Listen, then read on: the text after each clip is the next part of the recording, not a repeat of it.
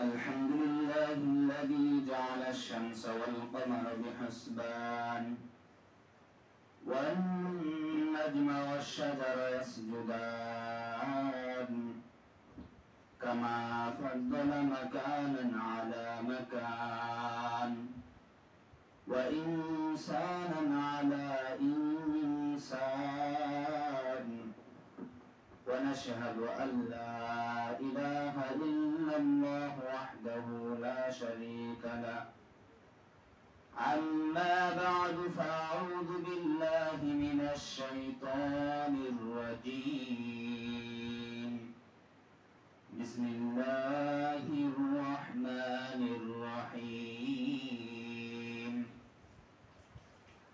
إنما المؤمنون الذين إذا ذكر الله وجلت قلوبهم وإذا تليت عليهم آياته زادتهم إيمانا وعلى ربهم يتوكلون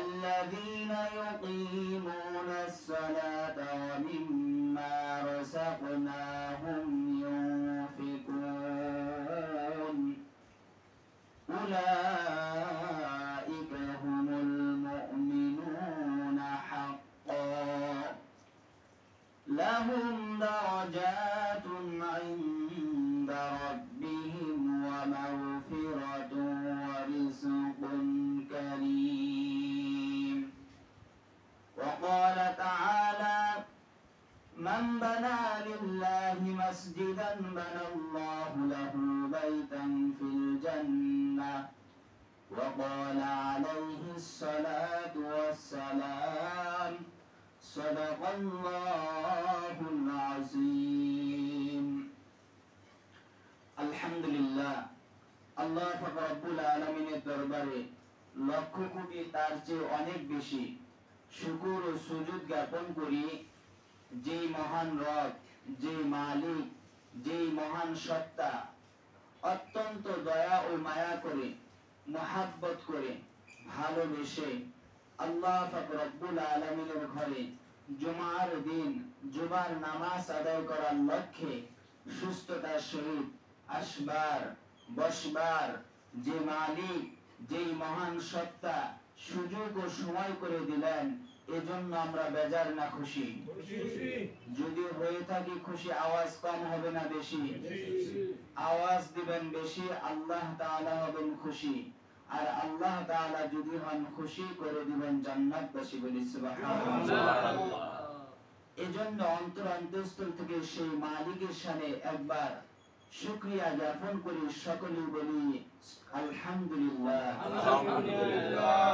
দরুদ ও সালাম শেষ নবী, শ্রেষ্ঠ নবী, সাইয়্যিদুল মুরসালিন, ইমামুল মুরসালিন, খাতামুন নবিয়্যিন, রাহমাতুল লিল আলামিন, যিনি দুনিয়াতে এসেছেন উম্মতের গুনাহ মাফের জন্য আল্লাহ পাক রব্বুল আলামিনের কাছে কেঁদেছেন, এখনো শুয়ে শুয়ে মদিনায় কাঁদতেছেন, যার শাফায়াত ছাড়া কারো জান্নাতে যাওয়া হাউজে কাউসারের পানি নসিব হবে না, সেই মায়ার নবী, শেষ নবী, শ্রেষ্ঠ নবীর প্রতি মহাব্বত আর ভালোবাসা নিয়ে অন্তরস্থল থেকে জবানকে উচ্চ করে দিয়ে একবার দরুদ ও সালাম প্রেরণ করি, সকলে বলি সাল্লাল্লাহু আলাইহি ওয়াসাল্লাম। আমি আপনাদের মাঝে গত জুমায় পবিত্র কুরআনুল কারীমের ৮ নম্বর সূরা সূরাতুল আনফাল ৯ নম্বর পারার ১৬ নম্বর পৃষ্ঠার ৩ নম্বর লাইনে সূরা আনফালের দ্বিতীয়, তৃতীয় এবং চতুর্থ নম্বর ৩টি আয়াত তেলাওয়াত করেছিলাম। আল্লাহ পাক রব্বুল আলামিন এখানে মুমিনের ৫টি গুণের কথা বলেছেন। যেই মুমিন ব্যক্তি, যেই ঈমানদার, যেই মুসলমান এই ৫টি গুণ অর্জন করতে পারবে, আল্লাহ পাক রব্বুল আলামিন বলেন আমি ওই সকল ব্যক্তিদেরকে, ওই সকল ঈমানদারদেরকে এমন 3টি পুরস্কার দিব যা পৃথিবীর সমস্ত মানুষই পেতে চায়, বলি সুবহানাল্লাহ। 1 নম্বর আল্লাহ পাক রব্বুল আলামিন বলেছিলেন, ইন্নামাল মুমিনুনা আল্লাযীনা ইযা যুকিরাল্লাহ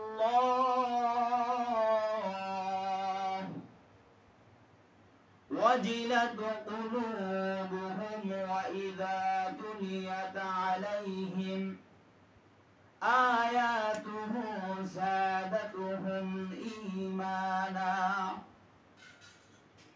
প্রকৃত মুমিন তো হলো তারাই যাদের অন্তরটা আল্লাহর ভয় দ্বারা ভর্তি করা, যার অন্তরের মধ্যে আল্লাহর ভয় আছে। আল্লাহর ভয় সৃষ্টি করার গত জুমায় একটি সুন্দর প্রক্রিয়া বলে দিয়েছিলাম। প্রত্যেকটা দিন একাকী সময়ে কিছু সময় মৃত্যুকে স্মরণ করে দুনিয়ার মায়া ত্যাগ করে আল্লাহকে স্মরণ করতে যদি পারি, আল্লাহ পাক রব্বুল আলামিন তার ভয় অন্তরের মধ্যে পয়দা করে দিবেন। দ্বিতীয় নম্বর গুণের কথা আল্লাহ পাক রব্বুল আলামিন বলেছেন, ওয়া ইযা তুলিয়াত আলাইহিম আয়াতুহু যাদাতুহুম ঈমানা। যারা প্রকৃত ঈমানদার হবে, যাদের অন্তরের মধ্যে আল্লাহর ভয় থাকবে, তাদের সামনে কোরআন তেলাওয়াত করা হলে তাদের ঈমানটা বাড়তে থাকবে, বলি সুবহানাল্লাহ। তারা কোরআন শুনলে তাদের ঈমান বাড়বে, তাদের সামনে কোরআন তেলাওয়াত করা হলে তাদের ঈমান বাড়বে। যারা কোরআন পড়ে তাদেরকে দেখলে ভালো লাগবে, যারা কোরআন মানুষকে বলে তাদেরকে দেখলে ভালো লাগবে। এবার কেমনে বুঝবেন আপনার কোরআন শুনলে ঈমান বাড়ে না কমে? ঈমান তো মাপার কোনো যন্ত্র নাই, ঈমান তো দেখাও যায় না, কেমনে বুঝবেন? আল্লাহর নবী বলেছেন, যদি কোরআন পড়তে তোমার ভালো লাগে, কোরআন শুনলে যদি তোমার ভালো লাগে, যারা কোরআন পড়ে তাদের প্রতি যদি তোমার মুহাব্বত আসে, ভালোবাসা আছে, তাহলে বুঝবে তোমার কোরআন শুনলে ঈমান বৃদ্ধি পায়। তাহলে আল্লাহর এই কোরআনুল কারীমের 9 নম্বর পারার 16 নম্বর পৃষ্ঠা 3 নম্বর লাইনের সূরা আনফালের 5টি গুণের দ্বিতীয় নম্বর গুণ আল্লাহ পাক রব্বুল আলামিন তোমাকে দান করে দিয়েছেন, বলি সুবহানাল্লাহ। কেমন করে বুঝবেন? আজকে যারা কোরআনের কথা বলে তাদেরকে দেখলে যদি আমার ভালো না লাগে, তাদেরকে দেখলে যদি আমার গার মধ্যে জ্বালা শুরু হয়ে যায়, বুঝতে হবে আমি যতই নিজেকে ঈমানদার বলে দাবি করি, আমার ভিতরে ঈমানের বালায়ও নাই। কেন? এই কোরআনকে যারা মুহাব্বত করবে, ভালোবাসবে, আল্লাহ বলেছেন 3টি পুরস্কার তাদেরকে দান করে দিব। 1 নম্বর বলেছিলেন যে কি, তার মর্যাদাকে বাড়িয়ে দিব, তার সম্মানকে বৃদ্ধি করে দিব। কেমন করে সম্মান বৃদ্ধি করে দিবেন? আল্লাহ পাক রব্বুল আলামিন যেই কোরআন দুনিয়াতে নাযিল করেছেন, এই কোরআনটি লাউহে মাহফুজের মধ্যে আল্লাহ লিপিবদ্ধ করে রেখেছেন। সূরাতুল বুরুজের শেষ নাম্বার আয়াতের মধ্যে আল্লাহ বলে দিয়েছেন, ফি লাউহিম মাহফুজ। আল্লাহর কোরআন লাউহে মাহফুজের মধ্যে লিপিবদ্ধ আছে। কিয়ামত আল্লাহ যেদিন কায়েম করবেন, সেদিন জিবরাইলকে ডেকে বলবেন, জিবরাইল, লাউহে মাহফুজে আমার কোরআন ছিল, কোরআন কই? লাউহে মাহফুজ থেকে আওয়াজ আসবে, আল্লাহ আপনার যে লিপিবদ্ধ কোরআন সংরক্ষণ করে রেখেছিলেন, এই কোরআন আমি জিবরাইলকে দান করেছি। এবার জিবরাইলকে বলবেন, আল্লাহ, হে জিবরাইল আমার কোরআন কই? জিবরাইল বলবে, আল্লাহ দীর্ঘ 23টা বছর ধরে যখন যা প্রয়োজন ছিল আপনার হুকুমে, আপনার শেষ নবী মুহাম্মদুর রাসূলুল্লাহ সাল্লাল্লাহু আলাইহি ওয়াসাল্লামের উপর এই কোরআনকে আমি আল্লাহ আপনার হুকুমে অবতীর্ণ করে দিয়েছি, বলি সুবহানাল্লাহ। এবার আল্লাহ পাক রব্বুল আলামিন বলবেন, নবী, ও আমার হাবিব, ও আমার বন্ধু, জিবরাইল যেই কোরআন আপনার উপরে অবতীর্ণ করেছে, এই কোরআন কই? এবার জিবরাইল আলাইহিস সালামের এই কথা শোনার পর, এবার আল্লাহর এই কথা শোনার পর আল্লাহর নবী বলবেন, আল্লাহ আমি যতদিন দুনিয়াতে ছিলাম আপনার কোরআনকে রক্ষা করার জন্য, আপনার কোরআনকে সংরক্ষণ করার জন্য উহুদের প্রান্তরে আমার দান দমদম শহীদ করেছি, আমি মার খেয়েছি, রক্ত ঝরিয়েছি, আপনার কোরআনকে বেইজ্জত হতে দেই নাই, আপনার কোরআনকে সংরক্ষণ করেছি। আমি যেদিন দুনিয়া থেকে আমি বিদায় নিয়ে চলে এসেছি, আমার মুহাব্বতের বান্দা, আমার মুহাব্বতের উম্মত, তাদের কাছে আমার এই কোরআনকে সংরক্ষণ করে রেখে এসেছি, বলি সুবহানাল্লাহ। এবার আল্লাহ পাক রব্বুল আলামিন বলবেন, কুরআনকে দেখে বলবেন, কুরআন তুমি একটু আমাকে বলো দুনিয়াতে তোমাকে কে কে মুহাব্বত করেছে, কে কে সংরক্ষণ করেছে, তাদের তালিকাটা এবার দাও। এবার কুরআন বলবে, আল্লাহ কুরআনের কথা যখন শুনবে কুরআনকে আল্লাহ বলবেন, ও কুরআন তুমি বলো দুনিয়ার মানুষ তোমাকে কিভাবে, কে কিভাবে তোমাকে সংরক্ষণ করেছে। এবার কুরআন বলবে, আল্লাহ তোমার বান্দার ছোট্ট 6 থেকে 7 বছরের বাচ্চা, যেই বাচ্চা মা বাবার কোল ছাড়া ঘুমাইতে পারে না, কিন্তু ওই সন্তানকে যখন কি করেছে মাদ্রাসার মধ্যে দিয়ে দিয়েছে, ওই সন্তানকে মাদ্রাসাতে দেওয়ার পর মা বাবা যখন রাত্রি বেলা ঘুমাইতে যায়, মা স্বামীর দিকে, স্ত্রী স্বামীর দিকে তাকিয়ে থাকে, স্বামী স্ত্রীর দিকে তাকিয়ে থাকে, চোখের পানি ঝরঝর করে পড়ে, আর চিন্তা করে আমাদের সন্তানটিকে মাদ্রাসায় রেখে আসলাম, কি অবস্থায় যেন আছে। এই কথা চিন্তা করে যখন চোখের পানি ছেড়ে দেয়, এবার স্বামী স্ত্রীকে ডেকে বলে, ও আমার স্ত্রী শুনে রাখো, আমরা দুনিয়ার কোনো কিছু কামাই করার জন্য তো ছোট্ট বাচ্চাকে মাদ্রাসায় রেখে আসি নাই, আমরা রেখে এসেছি আল্লাহর কুরআনকে সংরক্ষণ করার জন্য, কুরআনকে হেফাজত করার জন্য। আল্লাহ তাআলা নিশ্চয়ই এর বিনিময় দান করবেন, বলি সুবহানাল্লাহ।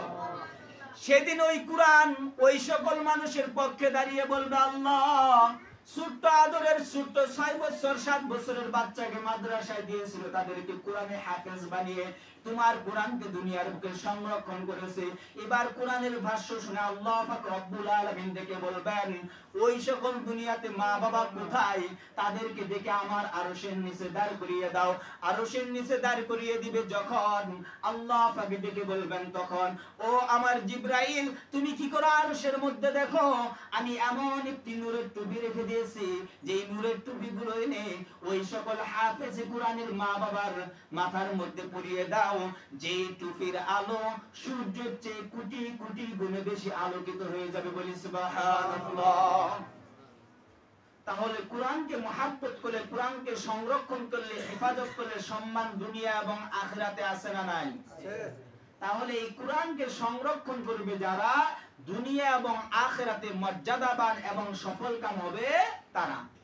এইগুলো এক প্রকৃতির লোক। আমরা তো মনে করি যে শুধু কোরআনকে হেফাজত করবে হুজুররা, কোরআনকে শুধু হুজুররা আলেমরা হেফাজত করবে না, সবারই হেফাজত করার দায়িত্ব সকলেরই। কোরআনের আমি যদি আজকে আয়ত্ত করে এর হেফাজত করি, আমি মর্যাদা পাবো, আপনার কোরআনের হেফাজত করে মর্যাদা পাওয়ার দরকার আছে না নাই? তাহলে কেমনে করবেন? বলবেন, হুজুর আমি তো কোরআন পড়তে পারি না, আমার সন্তানকে তো হাফেজ বানাইতে পারি নাই, আমার সন্তানকে আলেমও বানাইতে পারি নাই, তাহলে আমি কি করে কোরআনের হেফাজত করব? আমি কোরআনের ওই সেই দিন শাফায়াত কি করে পাবো? আল্লাহ পাক রব্বুল আলামিন যখন কোরআনকে বলবেন, কোরআন তোমাদের সংরক্ষণ করেছে যারা, তাদেরকে নূরের টুপি পরিয়ে দাও। নূরের টুপি পরিয়ে দেওয়ার পর এবার আবার কোরআন কিছু মানুষের পক্ষে সাক্ষী দিবে, বলবে আল্লাহ এই সকল মানুষদেরকে মাফ করে দাও।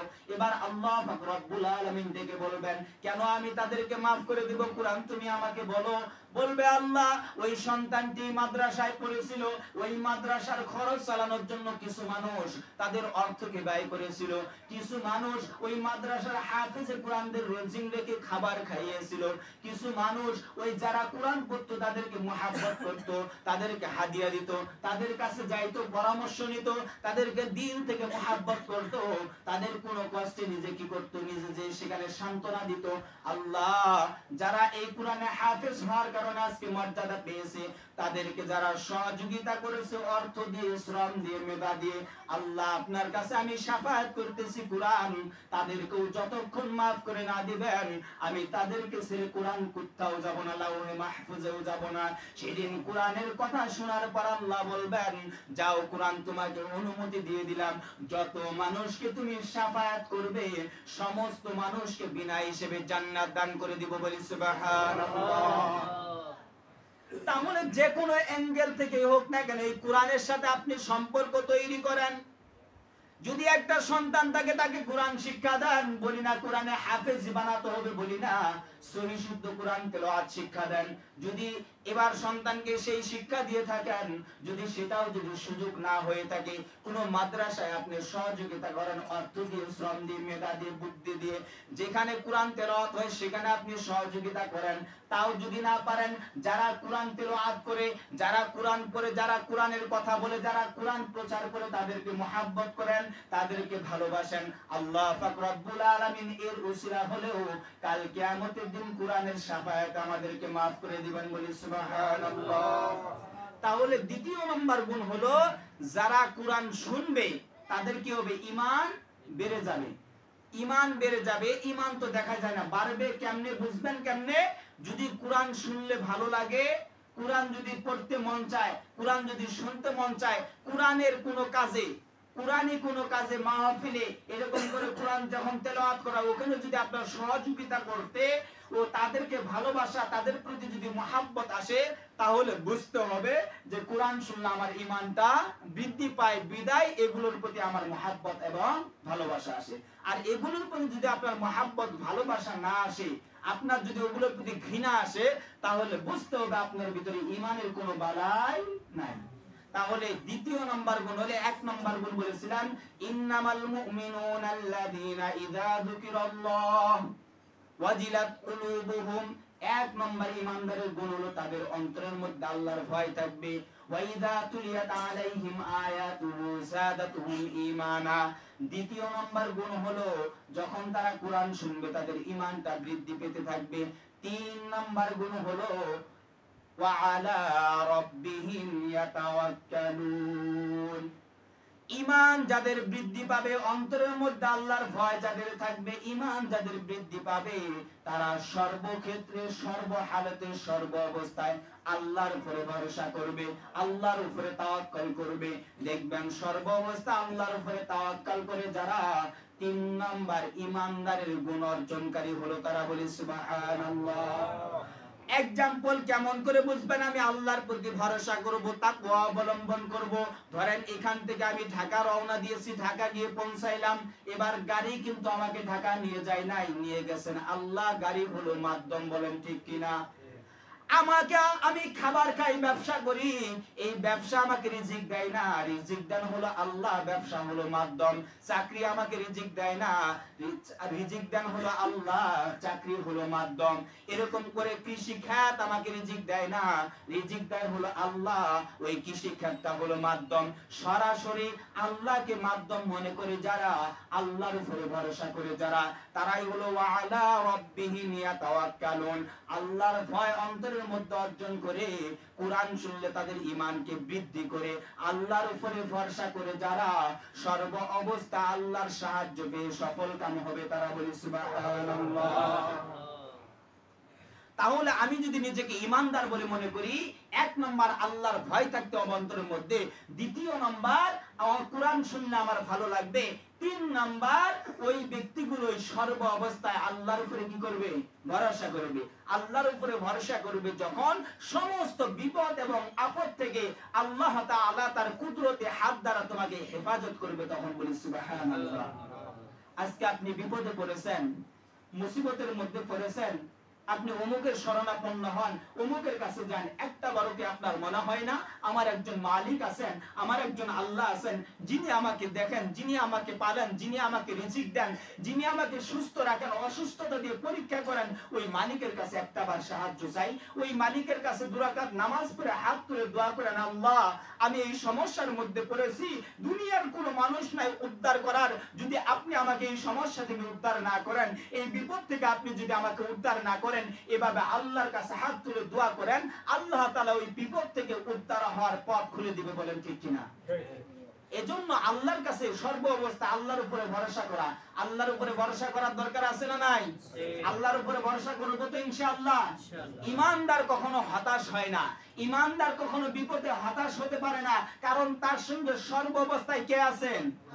আর আল্লাহ যার সঙ্গে আছে তার ভিতরে কোনো হতাশা থাকতে পারে না, তার ভিতরে কোনো ভয় থাকতে পারে না, তার ভিতরে কোনো চিন্তা থাকতে পারে না। যেমন আল্লাহ তাআলা কোরআনের হামিম সিজদা, কোরআনুল কারীমের একটি সূরার নাম হলো সূরাতু হামিম সিজদা, এই হামিম সিজদা 30 নম্বর আয়াতের মধ্যে আল্লাহ তাআলা বলে দিয়েছেন, ইন্নাল্লাযীনা ক্বালু রাব্বুনাল্লাহু সুম্মা ইসতাকামু তাতানাজ্জালু আলাইহিমুল মালাইকা আলাইহিমুল মালাইকাতু আল্লা তাখাফু ওয়া লা তাহসানু ওয়া আবশিরু বিল জান্নাহ وأبشروا بالجنة التي كنتم توعدون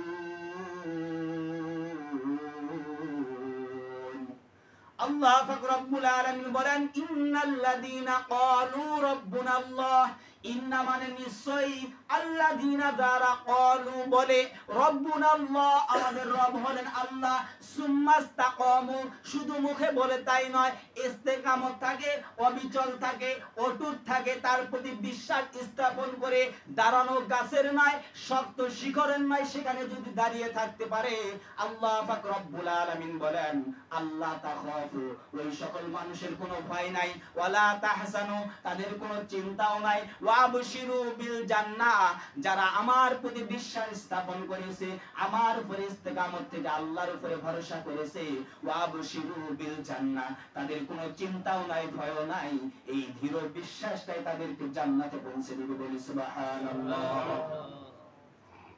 বলতেছিলাম ইমানদারের ৩ নম্বরের গুণ হলো আল্লাহর উপরে ভরসা করবে।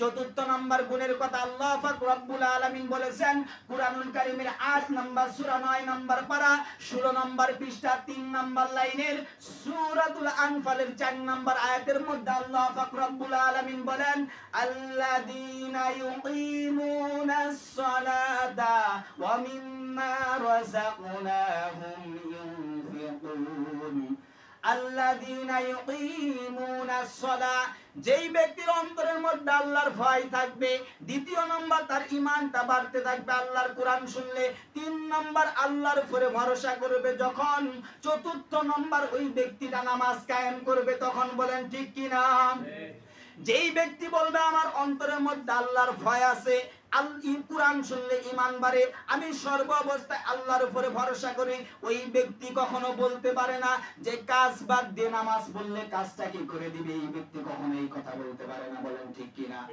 আজকে যদি অনেক মানুষকে বলি ভাই চলেন না নামাজের জন্য যাই বলে যদি নামাজ পড়ি আমার কাজ যদি না করি খাবার পাবো কোথায় বলেন তো খাবার কে দেয় আল্লাহ খাবার কি কৃষি খাত আমাকে দেয় চাকরি আমাকে দেয় ব্যবসা আমাকে দেয় তাহলে চাকরি যদি রিজিক না দেয় ব্যবসা যদি আমাকে না দেয় ওই খাত যদি আমাকে রিজিক না দেয় বলেন তো রিজিক যদি আল্লাহ দেয় বিশ্বাস থাকে ওই ব্যক্তি কখনো কাজকে অজুহাত দেখিয়ে নামাজ বাদ দিতে পারে না বলেন ঠিক কি না তাহলে আল্লাহ তাআলা বলেছেন আল্লাযীনা ইউকিমুনাস সালাহ ঈমানদারের চতুর্থ নম্বর গুণ হবে ওই ব্যক্তি নামাজ কায়েম করবে নামাজ কায়েম করার ১ নম্বর অর্থ হলো ওই ব্যক্তি ৫ ওয়াক্ত নামাজ আদায় করবে মাঝে মাঝে পড়বে মাঝে মাঝে পড়বে না এমন না ৫ ওয়াক্ত নামাজ আদায় করবে দ্বিতীয় নম্বর নামাজ কায়েম করার দ্বিতীয় নম্বর অর্থ হলো নামাজ শুধু আদায় করলেই হবে না নামাজ কিভাবে আদায় করতে হয় সূরা কিরাতগুলো কিভাবে পড়তে হয়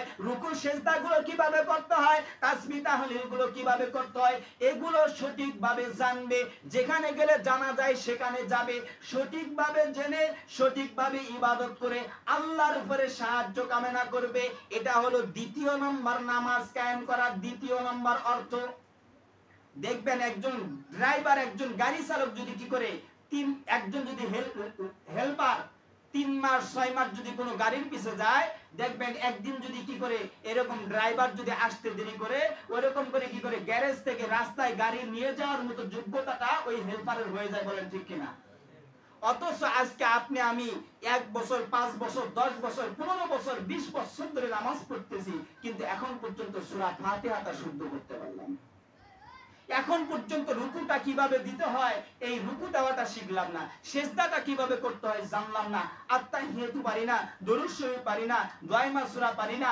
নামাজের মধ্যে আল্লাহু আকবার বলে হাতটা কিভাবে বাঁধতে হয় সেটাও জানি না জানি না এটা যেথায় গেলে জানা যাবে জানার চেষ্টাও করি না ভুলক্রমে আমার নামাজ যদি ভুল হয়ে যায় কোন ব্যক্তি যদি বলে ভাই এই নামাজটা এভাবে পড়লা রুকুটা এভাবে দিলা এভাবে না এভাবে হবে এইটুক যদি বলে তার উপরে রাগান্বিত হতেও আমরা দ্বিধাবোধ করি না বলেন ঠিক কি না তাহলে এই সকল নামাজি তো হওয়া যাবে না নামাজ আমি আদায় করি তাহলে নামাজটা কি নামাজ হলো জান্নাতের চাবি মিফতাহুল জান্নাতিস সালাহ নামাজ জান্নাতের চাবি আজকে যদি 20 বছর 30 বছর নামাজ পড়ে আল্লাহর কাছে যায়, বললেন আল্লাহ 20 বছর নামাজ পড়েছি আমাকে জান্নাত দাও, বলবে তোমার তো নামাজ কবুল হয়নি। কই কেন কবুল হলো না? এবার যদি আল্লাহর কাছে যদি এই অজুহাত দেখায় যে আল্লাহ নামাজ তো পড়েছি কবুল হলো না কেন, আল্লাহ তখন বলবেন নামাজের তো একটি বিধি বিধান রাসূলের তরিকা দিয়েছিলাম, সেই তরিকার সাথে যদি তোমার নামাজ না মিলে তোমার নামাজ কখনো হবে না। তাহলে নামাজটা কায়েম করতে হবে কার মতো করে? রাসূলের তরিকা মোতাবেক। কার মোতাবেক? রাসূলের তরিকা মোতাবেক নামাজ কায়েম করতে হবে। এটা হলো দ্বিতীয় নাম্বার নামাজ কায়েম করা দ্বিতীয় নাম্বার অর্থ। তৃতীয় নাম্বার নামাজ কায়েম করা তৃতীয় নাম্বার অর্থ হলো আমি যখন নিজে নামাজি হয়ে যাব, নামাজের বিষয় যখন পূর্ণ জ্ঞান অর্জন করব, তখন আমার নামাজটা যখন ঠিক হয়ে যাবে, তখন 3 নাম্বার আমার পরিবারের মধ্যে আমি নামাজ চালু করার জন্য কি করব? তাগিদ শুরু করে দেব। আমি নামাজ আদায় করি, স্ত্রীকে যদি বলি যে তুমি যদি নামাজ আদায় না করো বেনামাজির হাতের খাবার আমি খাবো না, একদিন খাবার বন্ধ করে দেন, দ্বিতীয় দিন বন্ধ করে দেন, তৃতীয় দিন নামাজের কথা আর স্ত্রীকে বলতে হবে না। বলেন ঠিক কিনা? আমি নিজেই তো নামাজ পড়ি না, স্ত্রীকে যখন ওই কথা বলবো তখন তো বলবে তুমি নিজে আগে নামাজ পড়ো তারপর আমাকে বলিও। ঠিক কিনা? এজন্য নিজেকে আগে নামাজি হতে হবে। আপনি ঠিক হয়ে যান, পুরো সমাজটা ঠিক হয়ে যাবে। আপনি ঠিক হয়ে যান, আপনার পরিবারটা ঠিক হয়ে যাবে। আপনার সন্তান তো আপনাকে দেখে দেখে শিখবে। আপনার সন্তান আপনি প্রথম শিক্ষক, প্রথম আদর্শ। আপনার মধ্যে যদি আদর্শের যদি কমতি থাকে, আপনার সন্তানের মধ্যে আদর্শের কমতি থাকবে, এটাই স্বাভাবিক। এজন্য নিজে নামাজি হয়ে যাই, পরিবারকে নামাজি বানাই। এটা হলো কি? পরিবারকে নামাজি বানাই, আমার আত্মীয় স্বজনদেরকে নামাজি বানাই। আপনি যদি একদিন কি করেন, আপনি বাবা নামাজ পড়েন, সন্তান নামাজ পড়ে না, একদিন যদি বাড়ির মধ্যে যায় কি করেন, এলান দেন আমার যেই সন্তান নামাজ না পড়বে আমার সম্পদের কোনো ভাগ ওই সন্তানকে দিব না। যেই সন্তান যেই মেয়ে পর্দা না করবে ওই মেয়েকে আমি কি করব না, তারকে একটু সম্পদের ভাগ দিব না। যেই সন্তান নামাজ পড়তেছে প্রয়োজনে তাকে সমস্ত সম্পদ একা লিখে দিব, তবুও বেনামাজি সন্তানকে আমি কি করব না, কোনো সম্পদের ভাগ দিব না। এই কথা বলে দেন, দেখবেন এক সন্তান 5 ওয়াক্ত বললে আরেক সন্তান 6 ওয়াক্ত পড়া প্রতিযোগিতা করবে। বলেন ঠিক কিনা?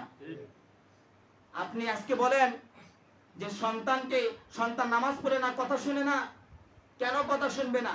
আপনি সঠিক কি করেন, সঠিক সিদ্ধান্ত নেন, সন্তানকে বোঝানোর চেষ্টা করেন, সন্তানের উপরে একটু কঠোর হন। যেই সন্তান নামাজ পড়বে না, যেই মেয়ে পর্দা করবে না, ওই মেয়ের স্থান আমার বাড়িতে হবে না, ওই সন্তানের স্থান আমার বাড়িতে হবে না।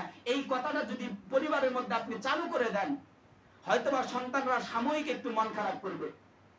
যেদিন আপনি দুনিয়া থেকে চলে যাবেন, আপনার কবরের পাশে হাত তুলে দোয়া করবে, আল্লাহ তোমার হুকুম পালন করার জন্যই বাবা আমাকে কত তাগিদ দিয়েছে, কত শাসন করেছে, কত আমাকে কি করেছে, বুঝিয়েছে। আল্লাহ তোমার কাছে হাত তুলে দোয়া করতেছে, আল্লাহ যেই বাবা আমাকে নামাজ শিক্ষা দিয়েছে প্রত্যেকটা নামাজের পর হাত তুলে ওই বাবার জন্য সন্তান দোয়া করবে। বলেন ঠিক কিনা? এমনও সন্তান আছে প্রত্যেক নামাজের পর, তাহাজ্জুদের পর, প্রত্যেক মুনাজাতে বাবার জন্য চোখের পানি ফেলে কান্না করে।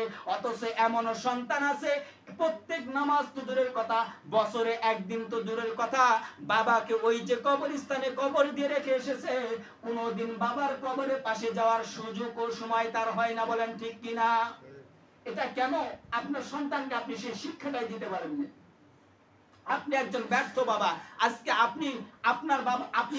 আপনার বাবা ইন্তেকাল করেছে, তার খবরে পেশে যায় দোয়া করা, তার জন্য নামাজ পড়ে দোয়া করা, এটা আপনি করতেছেন না। আপনার সন্তানও সেম কাজ করবে, আপনার কবরের পাশে কখনো যাবে না। চতুর্থ নাম্বার, তাহলে ইমানদারের চতুর্থ নাম্বার গুণ কি? আল্লাযীনা ইউকিমুনাস সালাত, সে কি করবে? নামাজ কায়েম করবে। কি করবে? নামাজ কায়েম করবে। পঞ্চম নাম্বার বলেছিল কি? ওয়া মিম্মা রাযাকনাহুম ইউনফিকুন। আল্লাহ তাআলা যে রিজিক দান করেছেন, আল্লাহ তাআলা যে রিজিক দিয়েছে, সেই রিজিক থেকে কি করবে? এক নাম্বার তার যাকাত ফরজ হয়ে থাকলে বছরে একবার করে কি করবে? যাকাত প্রদান করবে। দ্বিতীয় নাম্বার দান খয়রাত দ্বীনি কাজে কি করবে? ব্যয় করবে, দ্বীনি কাজে খরচ করবে। এই যাকাত প্রদান করবে, সম্পদ থেকে দ্বীনি কাজে খরচ করবে। 3 নাম্বার বলেছে যে অভাবগ্রস্ত, অসহায়, দরিদ্র মানুষকে কি করবে? তার বিপদ আপদে সহযোগিতা করবে। বর্তমানে সবচেয়ে যদি আপনি সহযোগিতা করতে চান, সবচেয়ে হলো কি সহযোগিতা করার মাধ্যম হলো, সবচেয়ে উত্তম স্থান হলো যারা বন্যায় ক্ষতিগ্রস্ত হয়ে খাবার পাচ্ছে না, থাকতে পারছে না, ওই সকল ব্যক্তিদেরকে নিজের সাধ্য অনুযায়ী সহযোগিতা করা। বলেন ঠিক কিনা? আপনি যদি ইমানদার হন আর আপনার যদি সহযোগিতা করার সামর্থ্য থাকে, যদি শক্তি থাকে, ওইরকম টাকা পয়সা আল্লাহ দিয়ে থাকে, তাহলে সহযোগিতা করার চেষ্টা করা। আল্লাহর নবীর একটি হাদিস আছে, মান বানা লিল্লাহি মাসজিদান বানাল্লাহু লাহু বাইতান ফিল জান্নাহ। আল্লাহর নবী এই হাদিসটি একদিন সাহাবাদের সামনে যখন বললেন, এবার সাহাবারা বলতেছে, ইয়া রাসূলুল্লাহ আপনি এটা বুঝিয়ে দেন। আল্লাহর নবী বললেন, তোমাদের মধ্যে দুনিয়াতে কেউ যদি একটি মসজিদ বানায়, আল্লাহ তাআলা জান্নাতে তার জন্য একটি স্বর্ণের ইট, একটি কি করবেন, একটি হলো হীরার ইট, একটি রূপার ইট, এরকম করে সাজিয়ে তো তাদের জন্য একটা বালাখানা আল্লাহ জান্নাতের মধ্যে তৈরি করে দিবেন। বলি সুবহানাল্লাহ। এই কথা যখন বললেন, সাহাবারা অঝর নইলে চোখের পানি ছেড়ে দিল। বলল, ইয়া রাসূলুল্লাহ পেটের মধ্যে পাথর পেতে থাকি, যখন দান করার সামর্থ্য ছিল দান করেছে, এখন তো দান করার আর সব সম্পত্তি নাই, নিজে খেতে পারি না। তখন আল্লাহ রাসূল সাল্লাল্লাহু আলাইহি ওয়াসাল্লাম বললেন, যদি তুমি কোনো দিনী কাজে, তুমি যদি একটি মসজিদ বানানোর ক্ষেত্রে তুমি পুরা মসজিদ বানাইতে পারো নাই, কি কিন্তু কি করেছো, মসজিদে একটা ইট কিনে দিয়েছো, এক বস্তা সিমেন্ট কিনে দিয়েছো, একটা ওযুখানার টেপ কিনে দিয়েছো, তুমি কি করেছো, মসজিদের দান বাক্সে মসজিদের দৈনিক খরচের জন্য কিছু টাকা, কিছু অর্থ তুমি দান করে দিয়েছো। এই একটি টাকা আল্লাহর ঘরে দান করার কারণে আল্লাহ তাআলা যদি সেই দানটিকে কবুল করেন, 1 টাকার বিনিময়ে জান্নাতে তোমাকে একটি বালাখানা তৈরি করে দিবেন। বলি সুবহানাল্লাহ। যদি আমার অর্থটা কি হয়, হালাল হয়, তাহলে এই 5টি গুণ অর্জন করবে যারা, আল্লাহর পক্ষ থেকে কয়টি পুরস্কার পাবে তারা? 3টি পুরস্কার পাবে তারা। তাহলে 1 নম্বর হলো কি, ইন্নামাল মুমিনুনা আল্লাযীনা ইযা যুকিরাল্লাহ, আল্লাহর নাম শুনলে ঈমানদারের অন্তরের মধ্যে ভয় সৃষ্টি হয়ে যাবে। ওয়াজিলাতু কুলুবুহুম, তাদের অন্তরের মধ্যে ভয় হবে। ওয়া ইযা তুলিয়াত আলাইহিম আয়াতুহু যাদাতুহুম ঈমানা, কুরআন শুনলে তাদের অন্তরের মধ্যে ঈমান বৃদ্ধি পাবে। ওয়া আলা রাব্বিহিম ইয়াতাওয়াক্কালুন, এবং তারা আল্লাহর উপরে সর্ব অবস্থায় কি করবে, ভরসা করবে। আল্লাযীনা ইউকিমুনাস সালাত, তারা নামাজ কায়েম করবে। ওয়া মিম্মা রাযাকনাহুম ইউনফিকুন, আমি আল্লাহ যে রিজিক দান করেছি এই রিজিক থেকে আমি আল্লাহর রাস্তায় খরচ করবে। এই 5টি গুণ অর্জন করবে যারা, আমি আল্লাহর পক্ষ থেকে 3টি পুরস্কার পাবে তারা। বলি সুবহানাল্লাহ। এবার বলবেন, 5টি গুণ অর্জন করলাম, আল্লাহ কেন 3টি পুরস্কার দিবেন? এবার একটু প্রশ্ন করেন, বলেন তো দেখি, আল্লাহর ভয় কই থেকে আসে? অন্তর থেকে। ঈমান বৃদ্ধি পায় কোথায়? অন্তরে। তাহলে 2টি কাজের একটি স্থান। 3 নম্বর হলো কি, ওয়া আলা রাব্বিহিম ইয়াতাওয়াক্কালুন, আল্লাহর উপরে ভরসা করবে, এটা কোথায় থেকে? অন্তর থেকে। তাহলে 3 কাজের এক স্থান। আল্লাযীনা ইউকিমুনাস সালাহ, 4র্থ নম্বর নামাজ কায়েম করবে, এটাও কিসের সাথে সম্পৃক্ত? শরীরের সাথে সম্পৃক্ত। ওয়া মিম্মা রাযাকনাহুম ইউনফিকুন, আরেকটি হলো সম্পদের সাথে সম্পৃক্ত। আল্লাহ তাআলা বলেন, এই 3টি গুণ যারা অর্জন করবে, আমি আল্লাহ বলে দিলাম, উলাইকা হুমুল মুমিনুনা হাক্কা, এরা হলো প্রকৃত সত্যবাদী ঈমানদার। বলি সুবহানাল্লাহ। সত্যবাদী ঈমানদার হবে যারা, হাক্কা, উলাইকা হুমুল মুমিনুনা হাক্কা, এই সত্যবাদী ঈমানদারদের জন্য 1 নম্বর পুরস্কার হলো, উলাইকা হুমুল মুমিনুনা হাক্কা লাহুম মাগফিরা, আমি আল্লাহ বলে দিলাম 1 নম্বর তাদের জীবনের সমস্ত গুনাহ খাতাগুলিকে maaf করে দিব। বলি সুবহানাল্লাহ। 2য় নম্বর আল্লাহ পাক রব্বুল আলামিন বলেন, 2য় নম্বর আল্লাহ পাক রব্বুল আলামিন বলেন যে মাগফিরাতুন ওয়া রিজকুন কারীম, তাদেরকে উত্তম রিজিক আমি আল্লাহ দান করব, সম্মানজনক রিজিক দান করব, অল্পতেই বরকত দিয়ে আমি আল্লাহ তার সম্পদকে বাড়িয়ে দিব। 3 নাম্বার, আমি আল্লাহ তার সম্মানকে বৃদ্ধি করে দিব, মর্যাদা বাড়িয়ে দেব। কেমন মর্যাদা বাড়িয়ে দিব? সামনে থাকলে সুনাম করবে, পিছনে থাকলে গালি দিবে, এমন নয়। আমি আল্লাহ মানুষের অন্তরে তার এমন ভালোবাসা তৈরি করে দিব, সেই ব্যক্তি দুনিয়াতে থাকলেও তাকে মানুষ ভালোবাসবে, সামনে থাকলেও ভালোবাসবে, পিছনে থাকলেও ভালোবাসবে। দুনিয়া থেকে যেদিন বিদায় নিয়ে চলে যাবে, চোখের পানি ফেলে ওই ব্যক্তির জন্য কান্না করবে। বলি সুবহানাল্লাহ। বলেন তো দেখি, এমন মর্যাদাপূর্ণ মানুষ আমাদের মাঝে ছিল কি ছিল না? ছিল। যেই কুরআনের পাখিকে বছরের পর বছর রাজাকার বলে কি করলাম, রাজাকার বলে মানুষের মধ্যে নাম ছড়াইলাম, দর্শক বলে তার নাম ছড়াইলাম, পত্রিকায় কত লেখাপড়া করলাম, কত কিছু লেখলো, কত খবর প্রচার করলো। বলেন তো দেখি, তারপরও আল্লাহ ওই কুরআনের পাকের সম্মান আল্লাহ কমিয়ে দিয়েছেন না বাড়িয়ে দিয়েছেন? যত কি করেছে তাকে নিয়ে সমালোচনা করেছে। তাকে যখন রাজাকার বলেছে, বলে কে রাজাকার? আল্লামা দেলোয়ার হোসেন সাইদিকে যখন রাজাকার বলেছে, এবার ছোট ছোট বাচ্চারাও তার সম্পর্কে জানার চেষ্টা করেছে। যখন জেনেছে, তাকে চিনছে, তার সম্পর্কে বুঝতে পারছে, তার পরিচিতিকে আল্লাহ তাআলা বাড়িয়ে দিয়েছেন। দুনিয়া থেকে বিদায় নিয়ে যেদিন চলে গেছে, আপনারা এরকম করে নেট দুনিয়ায় দেখেছেন, টিভিতে দেখেছেন, তার জন্য হাজারো মানুষ চোখের পানি ছেড়ে দিয়ে আল্লাহর কাছে কান্না করে দোয়া করেছে। বলেন ঠিক কিনা? এজন্য বলি, যদি আমি কি করতে পারি, এই 5টা গুণ অর্জন করতে পারি, আল্লাহ তাআলা আমার সাথে পরিচয় না থাক, আমার সাথে কোনোদিন দেখা সাক্ষাৎ না হোক, এমন ভাবে অন্তরের মধ্যে আল্লাহ মুহাব্বত সৃষ্টি করে দিবে, আমি দুনিয়া থেকে বিদায় নিব যখন, চোখের পানি ফেলে আমার কথা স্মরণ হলে দোয়া করবে তখন। বলেন ঠিক কিনা? এজন্য এই 5টি গুণ অর্জন করার দরকার আছে না নাই? 5টি গুণ অর্জন করতে পারলে, 1 নাম্বার আল্লাহ আমাকে মাফ করে দিবেন, 2 নাম্বার রিজিকের পেরেশানি থাকবে না, 3 নাম্বার আল্লাহ তাআলা আমাকে সম্মান বৃদ্ধি করে দিবেন। এই 3টি গুণ যদি পেতে চাই, 5টি গুণ অর্জন করার বিকল্প আর কোনো উপায় নাই। আল্লাহ তাআলা যেন আমাদের সকলকে কুরআনুল কারীমের সূরা আনফালের 2 নম্বর আয়াত থেকে যে শিক্ষাটি গ্রহণ করলাম, আল্লাহ তাআলা যেন এর উপরে আমল করে আমাদের সকলকে নিজের জিন্দেগিটা পরিবর্তন করে চলার তৌফিক দান করে, বলি আল্লাহুম্মা আমিন। ওয়া আখিরু দাওয়ানা আলহামদুলিল্লাহি রাব্বিল আলামিন। যারা সুন্নাত পড়েনি, 4 রাকাত সুন্নাত আদায় করেন।